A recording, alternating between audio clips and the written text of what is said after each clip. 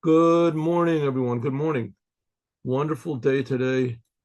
And thank God we're alive. Let us give thanks to the creator of the universe. Hodu la Hashem ki tov, ki olam chazda. That's how Psalm 118 begins.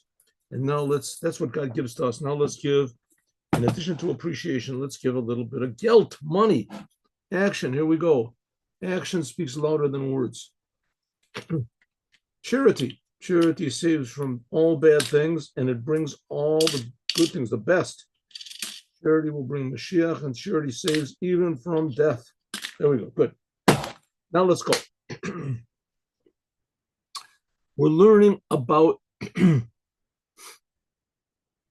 morning. We're learning about today about Abraham, Isaac, and Jacob. Especially we're learning about Jacob and exactly what they did. So we're saying that the point of Judaism is that God really cares about the world and he interacts with the world and he reacts to what we do. And now we're going to see a very interesting thing. This is a very big essence message of Judaism. That God not only is he creating everyone constantly, and therefore he is infinitely close to us, but we are also infinitely close to him. In other words, God reacts to what we do. God reacts to what we do. He cares about what we do. He reacts to what we do. And that's the idea of prayer. We pray directly to God. It is forbidden to pray to anything else except for God. You can ask people for favors. You can go to a doctor if you want. You can go to a lawyer. You can go to the next door neighbor. You can ask people for help. You can even ask the angels for help, but you can't pray to anything except for the creator of the universe. So Judaism comes to tell us that the creator of the universe is very, very sensitive and very accessible. And he is always listening to what we pray. It's called prayer. God is always listening, waiting, listening, and to our prayers. Okay. So we're talking about the creator of the universe here. Now, we're not talking about the president of the United States. We're not talking about an angel, all the big angels in the world. We're not talking about any spirits. It would be enough if the president of the United States answered all of your prayers, right? You just call them up on the phone and say, Trump, I need a new car. I need a new what is operation. No problem. I'll get the best for you. That would be pretty good, right? Or let's say we had a big angel that was working for us, and he would listen to us, the angel of America of money, and he would listen to all our prayers. That would be pretty good. Here we have the creator of the angels, the creator of the president of the United States, cares about what me and you want, right? The problem is do we want? Or do we even recognize there is a creator? How close? So this depends on our genuineness to God, right? Let's say you're going into the president of the United States, you want to ask for something, and you do it very sort of casually, and you're not really interested. And you're sort of looking at your watch all the time, and he's not going to answer your prayers. If you're really interested, and you said, this is the president of the United States, wow, I'm really impressed by him. The same thing with God. If we're really impressed by what God is, and we really understand that God is really creating us, and He's really enlivening us, and that's the smallest thing He's doing for us. He's creating the whole world. He's giving us purpose. He's giving us. So if so, we would have love and awe of God Himself, and this would be the main. How do you say the main the occupation of everyone in the world? Now people in the world are occupied with all sorts of crazy stuff on television and on movies and advertisements and things like that trigger people off. Oh, I gotta have that. I gotta have this. I gotta do this. I want this. Right? I'm afraid it's going to be global warming. It's going to be this. And people are afraid for themselves. And they're afraid of all sorts of things. People should be only afraid of the creator of the universe, of not doing what he wants. And people should really love the creator of the universe to do what God wants. People that create. Because if you're afraid of global warming, which is a big hoax anyway, and people are just really, they're out of their minds because of, where are we going to hide? We're going to maybe hide in the refrigerator. What are we going to do? People are always thinking about it. They say, no, it's not. That's not the worry. The worry is the The Arabs are taking over this. No, the Jews are taking over. No, it's the Corona is taking over this, and the sky is falling, and we people are all worried about this, and they are. People are consumed with this stuff, right? And they're looking at the news. What happened today? Who got killed? Who got this? Who is going to be put into jail? Who is accusing who? This really interests people. So people's lives are consumed by meaninglessness because people don't have a conception of what reality is, and that's what God is. God is reality. God is true reality. So in order that we can be attached to this true reality, we got Judaism. And Judaism comes to tell us there is a God, and God is creating everybody, and God is more important than the news that you see on the television. He's more important than all these threats and worries and things that are going to happen. He's more real than everything. Trust in God. Now that God is creating you, and God is creating you specially, and you have special responsibility to the world, every human being, to feel this. But it all depends on the Jews. I heard one rabbi saying that that's why these people hate Jews, because they're not doing their responsibility. They're supposed to be teaching the world, and they don't do it. So people hate them. Okay, that's also a reason. Maybe all sorts of theories. But the fact is, it's true. The Jews do have this responsibility, and let's do it. Chassidut is trying to activate us. Okay.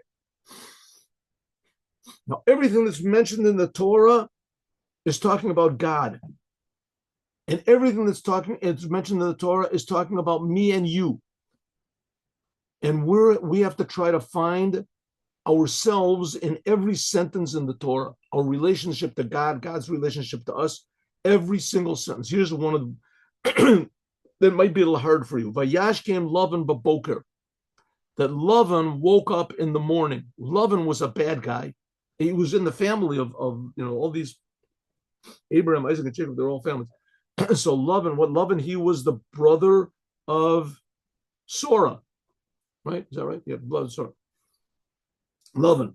And so Lavan was the brother of Sora. Lavan woke up, but Lavan turned out to be a really bad guy. He was a cheater, a liar, a tricker. What are you going to do? Every family has their black sheep. Here in this family, they had just a couple white sheep. They had Anyway, Lavan was one of the bad guys. So Lavan wakes up early in the morning, and he kisses his sons and he kisses his daughters, and he blessed them. What's this talking about? When after he cheated Jacob for 20 years, and Jacob had to work, Yaakov had to work day and night, and he cheated him. There should have been a thing that he could have, let's say, worked for 7 years, and that would have been it. No, he stretched it out for 20 years. And he kept changing his word, changing it.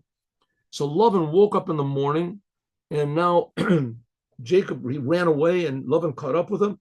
And Lavan, now he said, okay, I'll let you go. And he woke up early in the morning, and he kissed his sons, in other words, his grandsons we're talking about, and his daughters. He didn't have any sons. And his daughters, and he blessed them. Lavan, the bad guy, he kissed all of the 11 tribes, 12 tribes. And he kissed his daughters, Rachel, Leah, and he let them go, and he blessed them. What has this got to do with me and you? You'll be surprised. Listen to this. Good morning, Herschel. Here we go. Let's get this thing going here. 1 minute. Vayash came Lavan baboker. Lavan woke up in the morning, and he kissed his sons and his daughters, and he blessed them. Now I'm going to give you a little preview of what this is talking about. This is saying like this, that when we pray to God, God reacts. So it all starts with us. But in order for us to pray to God, we have to have some sort of an arousal from God, that we at least know that God exists and that God will answer our prayers. And that's what's talking about here, that Lavan woke up in the morning. Lavan is a tremendously high spiritual level of God's mercy. And he woke up in the morning first thing, and he kisses us. Because that's what's going to be in the end. Okay. I'm sure that didn't wreck it up for anybody. Vayash came Lavan baboker. Lavan woke up in the morning, and he kissed his sons and his daughters, and he blessed them. Hine kasiv, it is written. L'cha Hashem Gadula, to you, God, is the greatness. Let's make this bigger a little bit here. User friendly. 1 second. It says, no, where is it? Why can't I make this bigger? That's it. Ah, there it is. Here we go. Okay.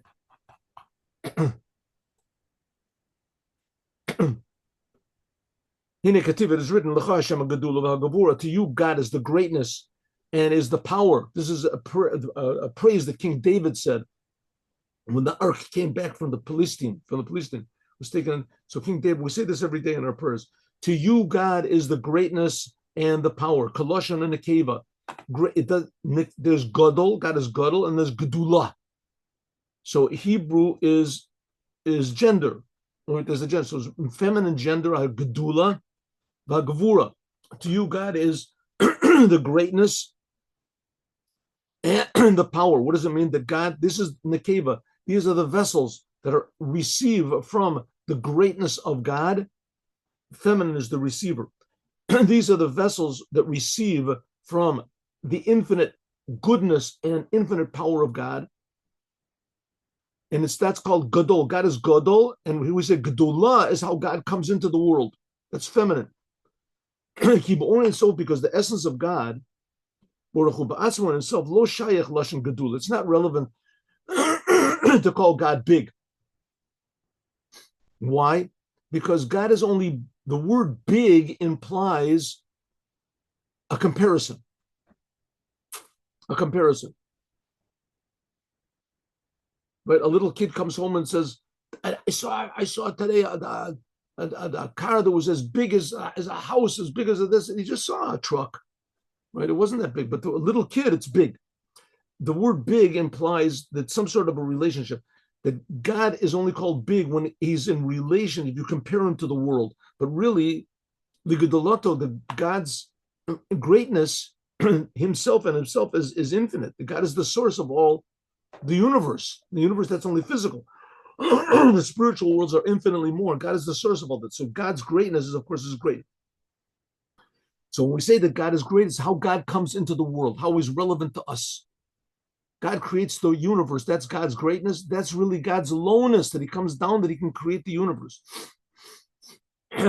Okay, but the fact that we can appreciate this, that we, human beings, can appreciate this, Gedula, this is Abraham.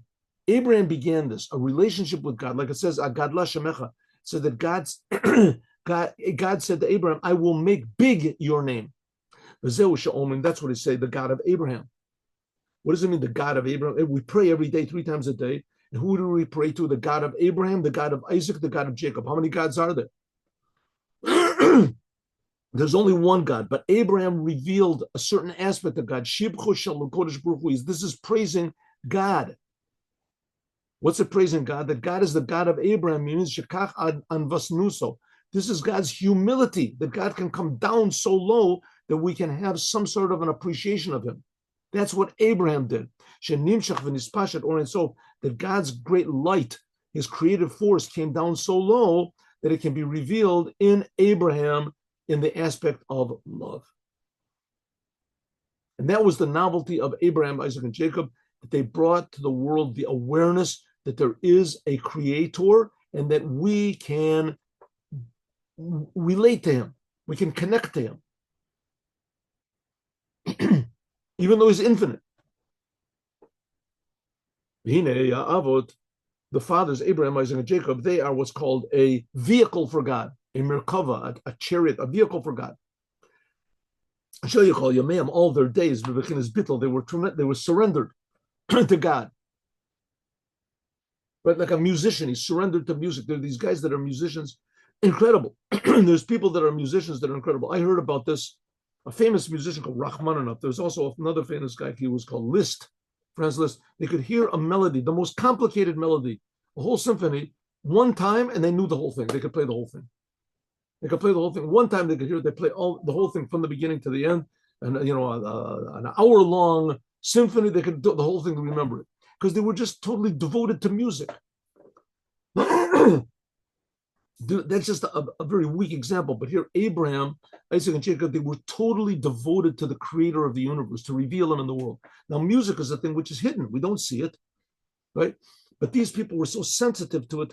Well, Abraham, Isaac, and Jacob, we don't see God, but they were so sensitive to God.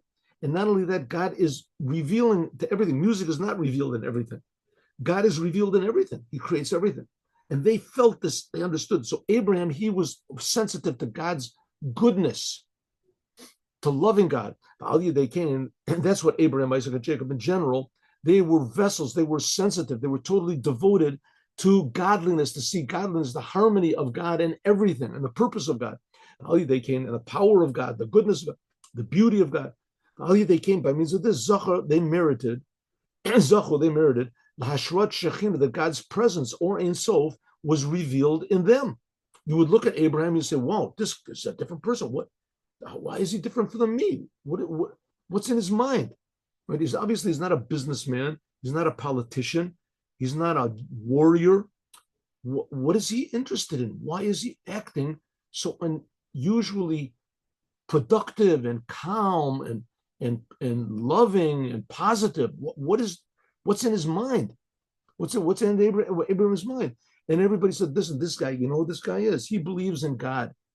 So I also believe in God. There's the God. I have a statue in my house, right? The mountains. No, he believes in God that creates everything and creates us. That's Abraham.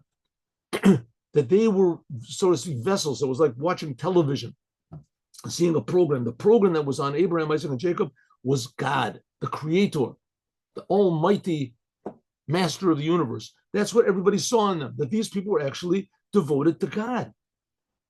That the infinite light of God and God's aspects, they would be revealed in their souls of Abraham. Oavi, Abraham revealed God's love. Pachad, Yitzchak, he revealed God's power. These are aspects of God's greatness and his power of God himself, which is drawn down below by means of them. So in some ways, it was like going into the Holy Temple, but even more, because the Holy Temple, you saw how God was revealed in the world. But the world doesn't change that much. You know, the temple is pretty much the same thing all the time. But human beings change all the time, right? There's all these different, read the book of Psalms. Every psalm is different. King David had different problems all the time. Sometimes he was praising God, sometimes this, and he had different people that he met and everything. And to reveal God all the time through people, that's a whole different world. That's what Abraham was. Liyot Giloy or Sof, that God should be revealed Israel and all of the souls of the Jewish people. That's the inheritance from Abraham in a revealed way. Not just in thought, not just what we're doing in thought, in action. 1 second, let me get to see. Oh, here we go. There. Yes.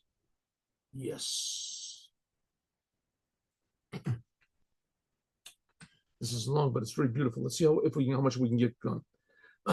That all the Jewish people are because of Abraham, Isaac, and Jacob. So they inherited. That's the covenant that God made with Abraham, Isaac, and Jacob. So now every Jew is a believer, the sons of believers. Every Jew believes in God, whether they know it or not, whether they want it or not, whether they repose it or not. But that's the fact. That's what a Jew is.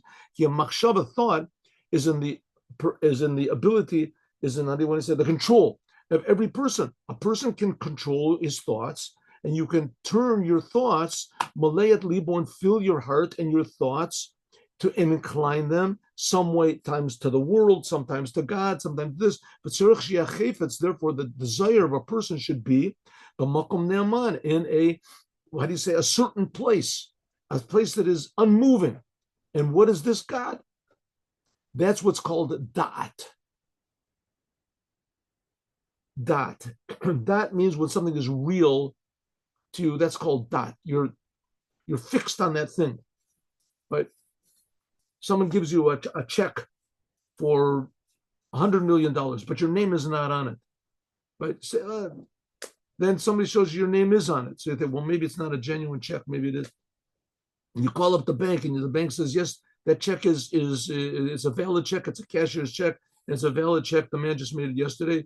This is Mr. Bolton. Yeah, that's right. The check is made out to you. Whoa! All of a sudden, that check is not going to leave my hands. This is really valuable. Suddenly I think, well, I hope nobody else tries to steal it from me. All of a sudden I have fear, I have love, I have that. That's called dat. That is the connection. The same thing, connecting to God. When you feel God is really creating me, God really loves me, God really is creating the world. Real, that's the word. Dat is real. It's real to you. That's dat v'hakara. B'bechinas hargasha. Then you start to have feelings as though you see and feel God. That's, by the way, one of the things you're supposed to do before you pray. You sit down and think, it says in these books that God is creating me. Is that really true? Do I feel it? And think about it. How is it that God is creating me and I don't feel it at all?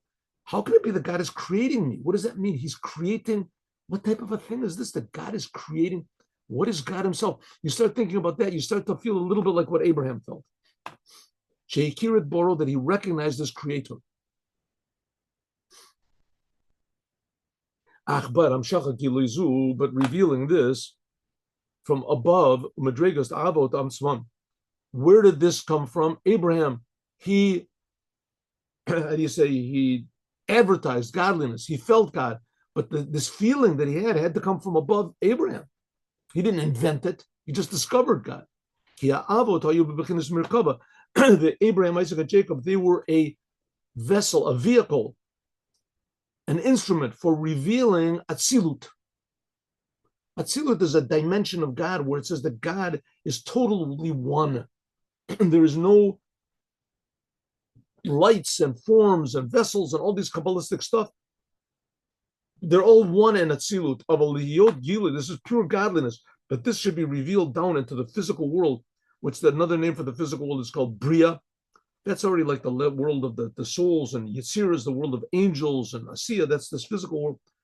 That in order for us to reveal godliness here in this world, that it should be part of every Jew's soul, really, that we should be like Abraham. This is by means of the Shvatim. This comes, Abraham, Isaac, and Jacob, they had it. But Abraham, Isaac, and Jacob, afterwards, we learned this, we're learning in this week's Torah portion. Abraham and Isaac and Jacob, they were the fathers of Judaism. But the Jewish people, Bnei Yisrael, the sons of Yisrael, Yisrael is Jacob. That's the Shvatim. That's what's called the Shvatim, the tribes. But the word Shevet also means like a staff. The Shvatim, the tribes of Israel, the 12 tribes of Israel, Bnei Yisrael, those are individual individual channels of godliness, like Kochav the Shivat, like a shooting star. It's like a channel. It moves. That's a Shevet v'anaf, like a branch from a tree. This is a chariot to godliness that reveals godliness in a lower level in this world. That corresponds to what was called the 12 statues of cows, of oxes. Huh? What's that? Where did that come from? 12 oxes. When King Solomon made the temple, so the Kohanim, the priests, the Kohanim, before they served in the temple, they had to wash their hands and feet. And they washed their hands and feet from this big laver. Laver, it was sort of shaped something like a bird bath, for lack of a better term. And this laver, it was on a stand. It was, they had to have legs, like a bird bath has to have a stand. It wasn't on the ground. So it had 4 legs on it. But these legs were carved out. Each one was carved out in the shape of 3 oxes. And there was 3 oxes on the north, the south, and the east and the west. And that's the 12 oxes. So the laver on the top, everything in the Holy Temple was in the form of godliness in the creation. So the laver on the top, that's, let's say, like Atzilut. And the 12 oxes, that's what's called the 12 tribes, how they come down into the lower worlds. That's Bria, Yetzir, and Asiya.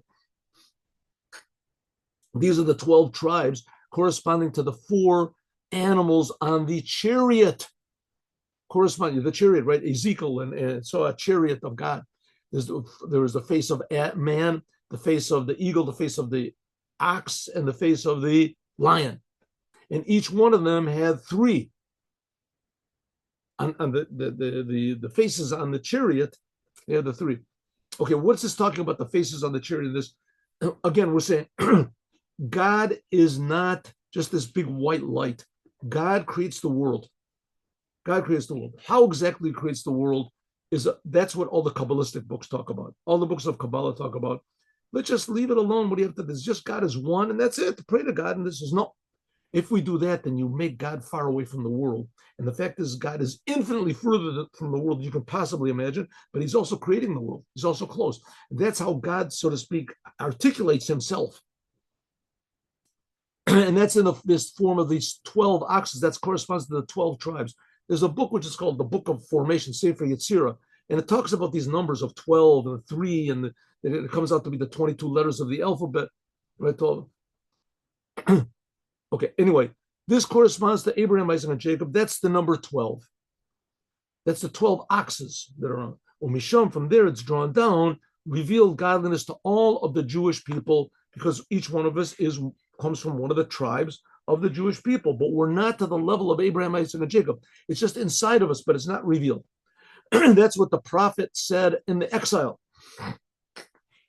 So Abraham, Isaac, and Jacob, they really had a clear connection and clinging and awareness of the creator of the universe. But the tribes had a watered down godliness. And because God has the ability to water down and to conceal his godliness, so this is what Isaiah the prophet says, Lama tit'anu Hashem midarkacha. Why do you allow us to stray from your way? Tachshiach libenu, and make our hearts hard, for your harden our hearts from your fear. Shuv, please God, return laman avdecha, shivte nachlatecha, have mercy on the tribes of the Jewish people. What does this mean? It means that Abraham, Isaac, and Jacob, they had the oneness of God. And by the way, I mean, if you notice, what did they get from this oneness of God that they had? Only troubles. Only troubles. Everybody hated him. Lavan tricked, and Esau tricked Jacob, and Yitzchak had to dig wells, and and Abraham was thrown into a furnace. Only took King David, more troubles than you can possibly imagine, because God started the Jewish people in Egypt. Troubles. The Jewish people are given all this awareness of God so that we can fix up this troubled, frustrating, terrible, etc., world. That's it. That's a hard job, but it's a job, right? It's like an auto mechanic. Nobody comes in. He's happy because he doesn't get his hands dirty. What are you talking about? He wants there to be as many customers as possible, so that he can work. That we're in the world. We're working on the world. Ideally, we're supposed to fix up the world so that we don't need it. That's what Moshiach is going to do. But the world is a nasty place, and it's nasty because that's the way God made it. Abraham, Isaac, and Jacob, they really had the power to deal with this and to fix up the world, and they gave this over to the 12 tribes. The 12 tribes are lower. The Abraham, Isaac, and Jacob, they were able to, it says, please God, let us come back to your way. That's what Isaiah the prophet says. What does it mean, your way? Your way, the way that Abraham had, and that Abraham went and increased in love. From your way, that's the aspect of Yitzchak. The Kobel Navi, and the prophet is complaining, Isaiah is complaining, Lama titanu, why are you allowing us to stray, and make our heart hard? God, listen, I mean, it's not a nice thing to say, but I mean, the fact is it's your fault, God. Your fault. You made it that it's very easy to do sins, and you made it that we like to do sins, and you made it that you're concealed from us, right? And our nature is very, very thick. And it's true that every human being is good, and every Jew is good in their essence, but you covered this essence over with so many concealments, and you made our hearts so hard that we don't feel Abraham and Yitzchak, that we feel far away from God. This, by the way, is one reason why God accepts everyone's prayers, because when we sin, it's not a nice thing to say, but you have to say it. It's 90% God's fault. He was the one that put us in this place, and he made the world so tempting and so maddening and so insane and so frustrating, so depressing. You were the one that did it, and you gave us a nature that it's very hard for us to upstand this. to stand against it. Why? Because God wants us to be strong. He wants us to transform it. Why he wants this, I don't know. But if he didn't want it, we wouldn't be created at all. And not only that, it's a big, let's say, an honor that we can serve the Creator. There's this crazy sport in which it's not a nice thing to say, but I enjoy it. This watching is boxing. My father used to be a little bit of a boxer himself. He enjoyed it. A terrible sport. I mean, it's really just a terrible, disgusting sport, but it's really tremendously interesting. You have to have tremendous skill and stamina and everything like that. What is it? Two guys, they go into and they beat each other's brains out, and each one is strong, tremendously strong. They all practice and but they make millions, and people watch it. And when they do it, they feel they're really getting something done. And in a way, they are sort of in some strange way getting something done. It's a victory, whatever you want to call it. But who needs it? So you say, who needs it? Who wants sports? The whole thing is unnecessary.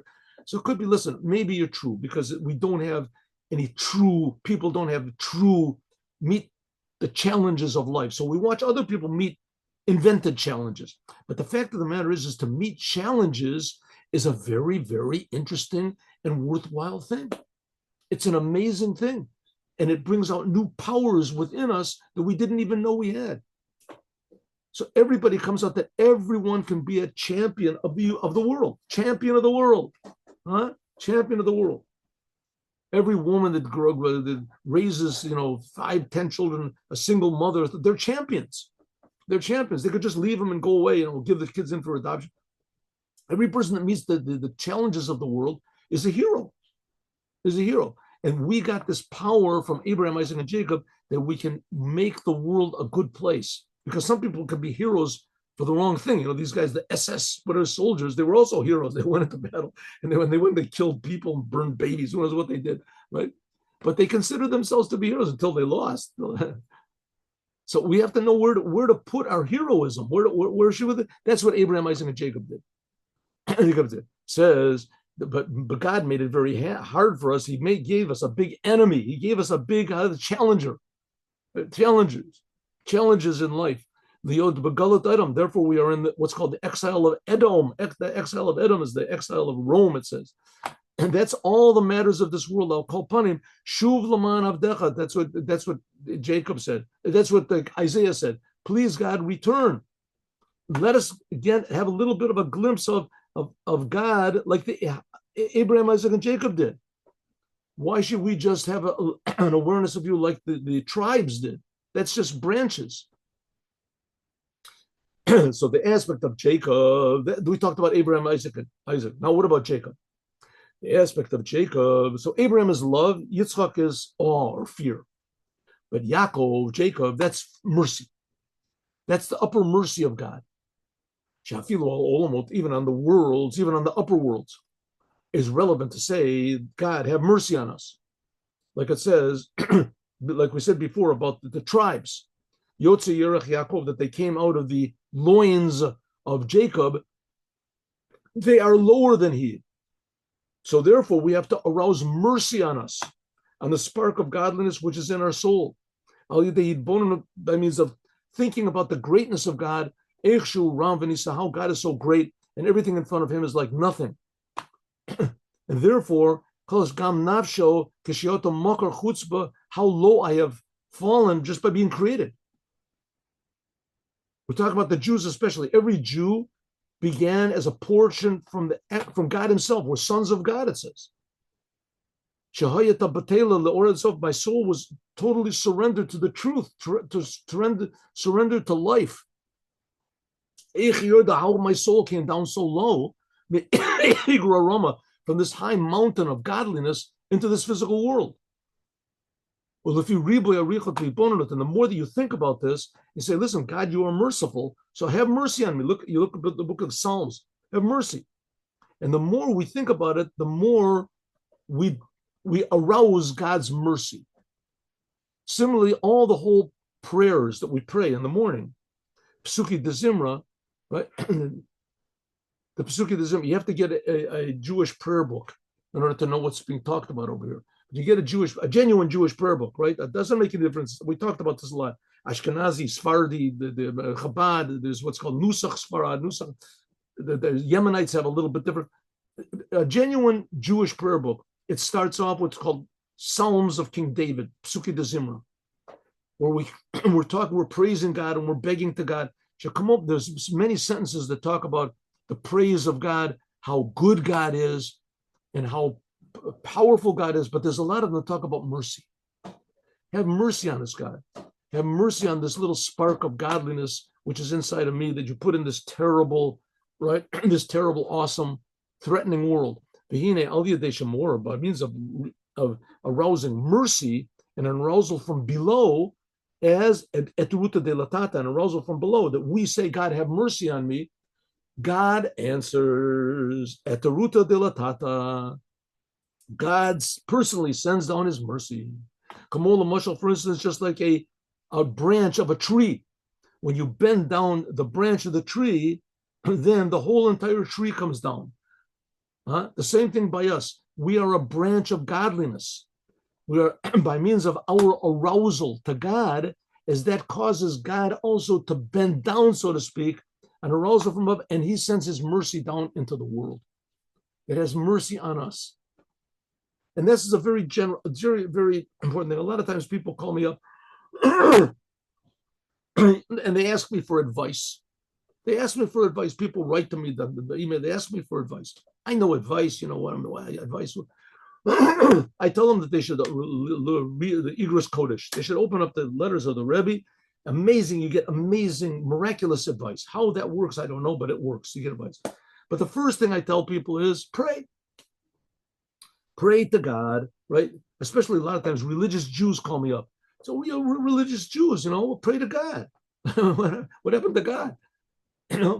Sometimes the most obvious thing that we should do, we do last, if at all. Pray to God. Not we're talking about the 3 times a prayer a day. Just go to yourself, go into a corner, something like that. Wherever you are, say, God, please help me. Help me, God. Help me. Make things better. Make this person healthy. Make there be peace in my house. Pray to God. And by means of your prayers, amazingly, God actually answers. He sends down mercy to us. And this refers not only to the Jews. The Jews are supposed to be the example to the world that we should pray directly to God and that God will directly answer us. But everyone in the world, that's our message to the world, that God is one. There's only one God. Pray, but we at least should do it. We ourselves should do it. And we see King David, that's the whole book of Psalms. He did it. He had a lot of troubles. He was always calling to God and he didn't give up. Says that draws down godliness, all these levels, that's the level of Abraham, Isaac, and Jacob become revealed in our soul in a way of dat, in a way of connection, like we said before, and we feel it as though we see godliness. That's what we say, Avinu, our Father, we pray, our Father, Ava Rachaman, a merciful Father, Rachem Nalenu, have mercy on us, and put into our heart Bina. This is the blessing right before Shema Yisrael. Put into our heart Bina, understanding. That in order that our hearts should be a vessel to understand a little bit about you and to think about you, and that our hearts should be open. Mercy, have mercy, God. Right? So then we instigate the whole thing, we initiate the whole entire process by asking God for mercy, and then God answers. So we start the whole process, right? Not exactly. This, that God answers our prayers, we start. God has to start that also.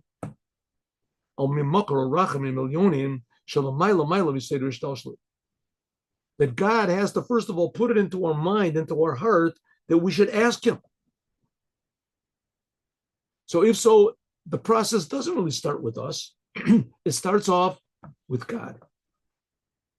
The Sham, because God initiates mimokar v'shorish, from the source of mercy, from a level which is eino musag v'nitfas, that cannot be possibly grasped in the whole creation at all.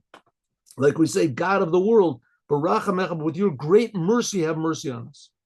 That's what it means, Vayashkim Lavan Baboker.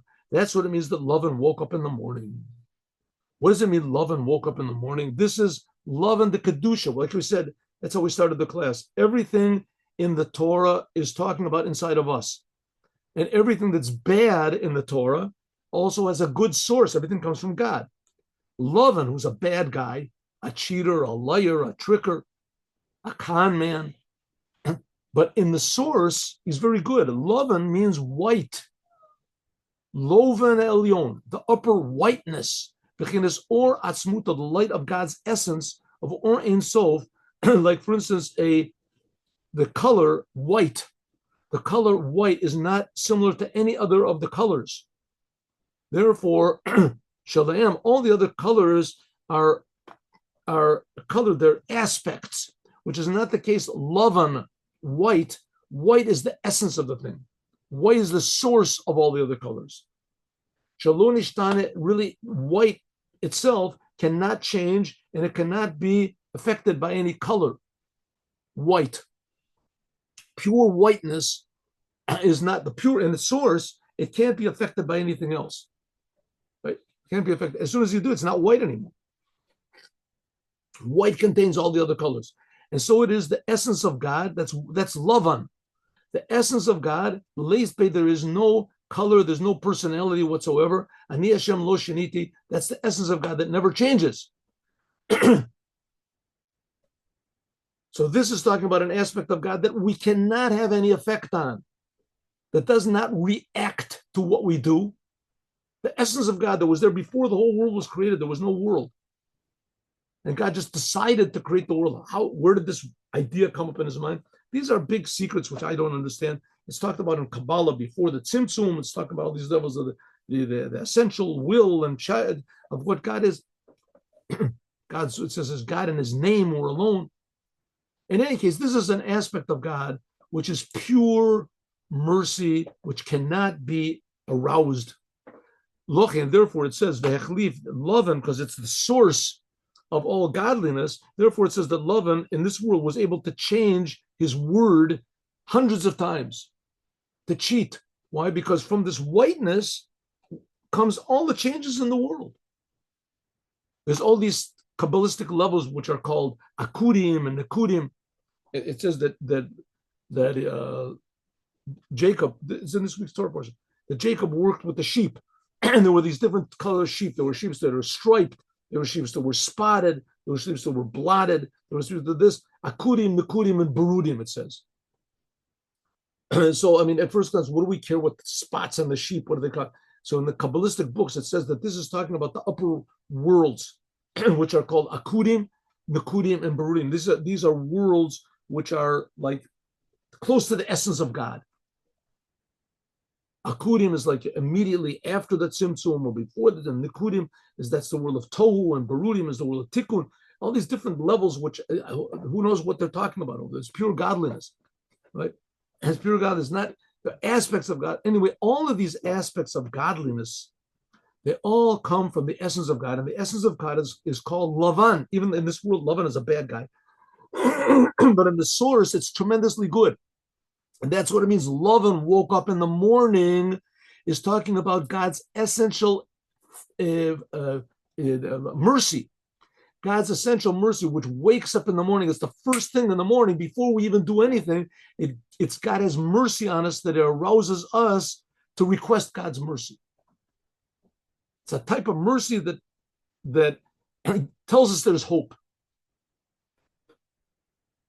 This is all these levels of godliness which come from this upper whiteness are called Akudim, which is not the case in the beginning. The source, they are totally negated, and that's the level of they can in their source.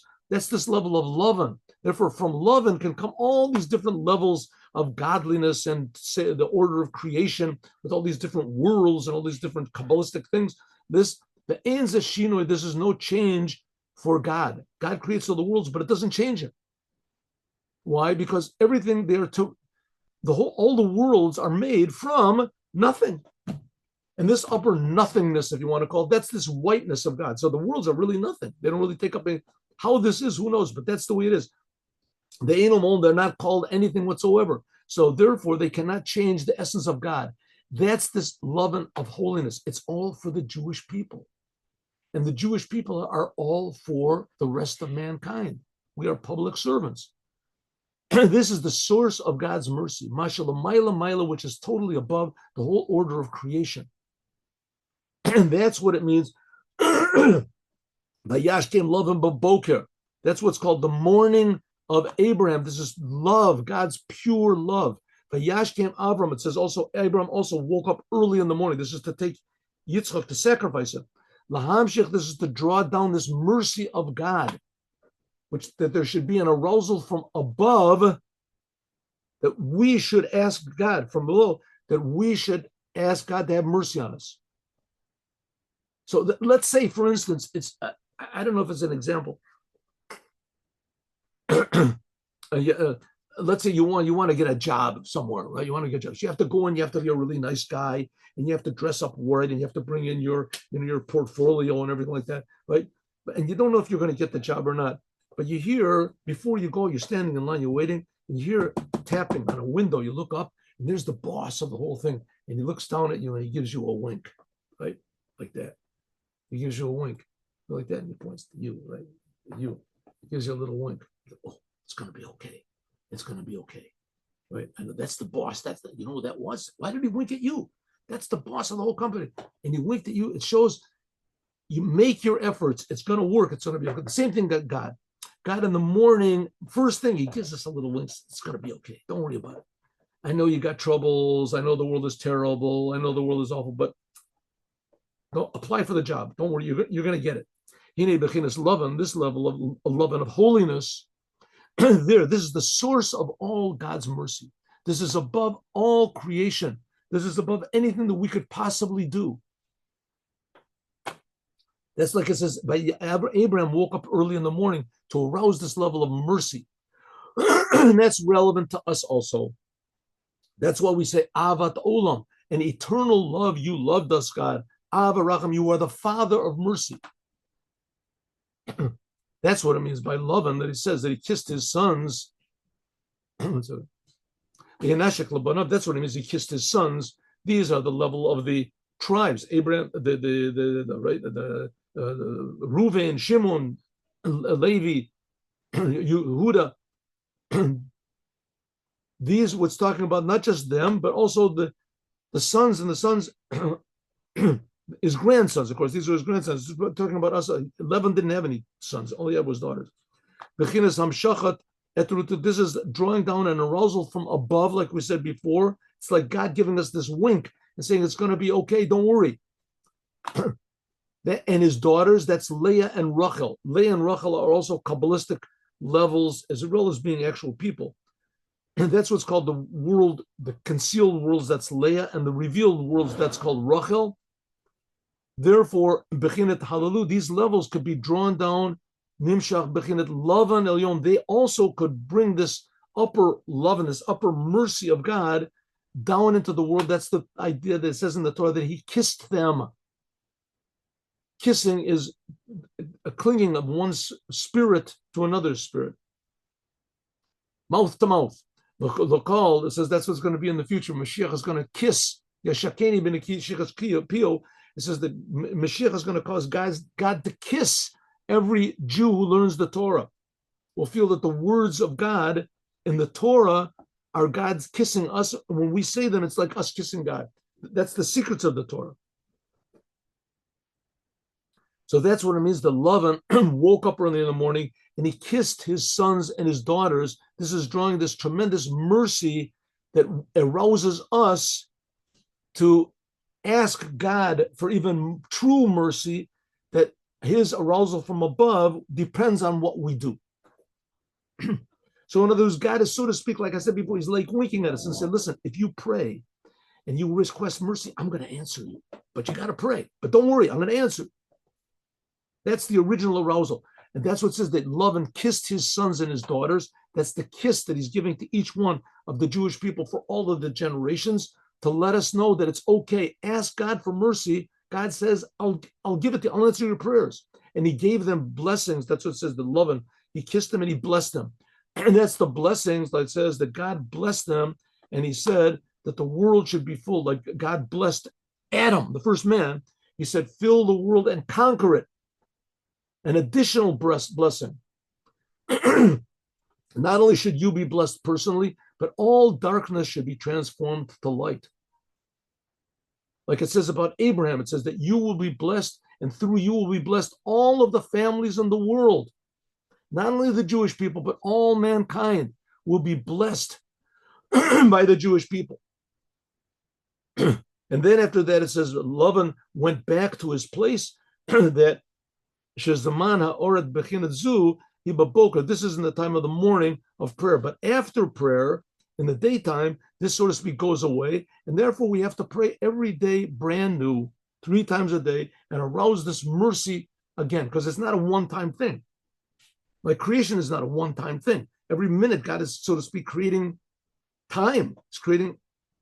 That's what it is. And then Yaakov went to his way. Yaakov, that's our job now, is to draw the Yud, essence of God's name, into the Akev, into this physical world, to do Torah and the commandments. That is the way of God, and fix up the world until the true mercy of God is really revealed.